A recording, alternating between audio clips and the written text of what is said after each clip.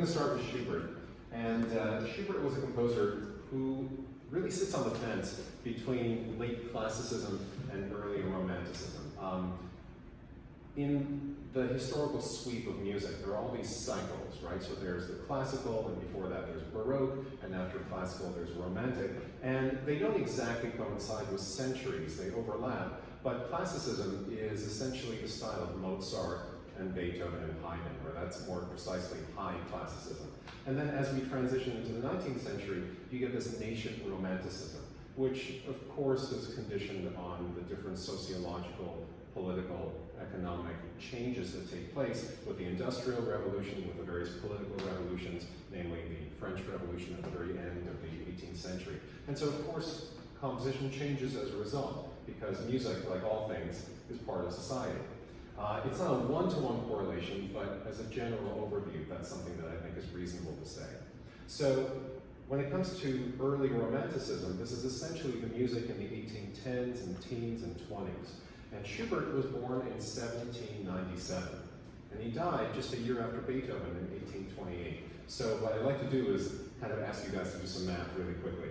And no calculus is involved, but how old was Schubert when he died then? I teach a lot, so I'm used to these kind of quasi-rhetorical questions, right? How old was Schubert when he died? 1797 until 1828, and you carry the 1 and you get 31 years old, right? So he was young, is the point, a very, very young person. And he didn't have a lot of time, almost like Mozart, who died when he was 35. He didn't have a lot of time to compose, but in those almost 2 decades that Schubert was composing for about 18 years of his life, he produced hundreds of pieces, something like 600 songs to begin with, that is lieder, pieces for voice and accompanying instruments, usually piano. But he also composed at the very end of his life in 1827, 1828, these beautiful sets of impromptus. And that word just means what? If you're an impromptu, it's something off the cuff, right? Something improvised. Even though these pieces aren't actually improvised at all. They're very, very highly structured. And that's where we get into that discussion of these pieces are in between Classicism and Romanticism. Some of them have the forms of classical music. So I'm going to begin with an impromptu from his second set. There are 2 sets, Opus 90 and Opus 142. So from Opus 142, the second one is in the form of a minuet and trio. So if you're familiar with these dance forms, they're fairly archaic, right? They're both in 3. Actually, the trio is a type of minuet. So I want to kind of prime you to hear these things before I play the piece itself. So this is the opening of this impromptu, again, Opus 142, number 2. And it begins, hopefully you'll hear this sort of triple meter, or 3 beats to a cycle. So it's 1, 2, 3, 1, 2, 3, 1, 2, 3, 1, 2, 3, 1, 2, 3. You get that sort of lilt to it. It's really a dance, right? That can be played faster or slower, but that's a minuet. So that's a very classical form of anything.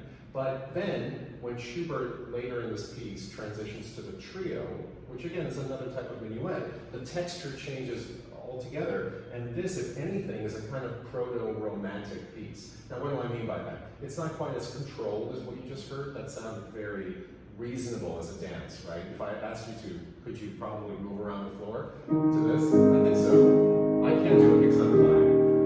But if you wanted to, you could probably dance to this. However, when we switch to the trio, which again you'll hear very clearly, it's no longer danceable music at all, right? If anything, it's more suggestive of a dance, but not a dance itself, and it sounds like this.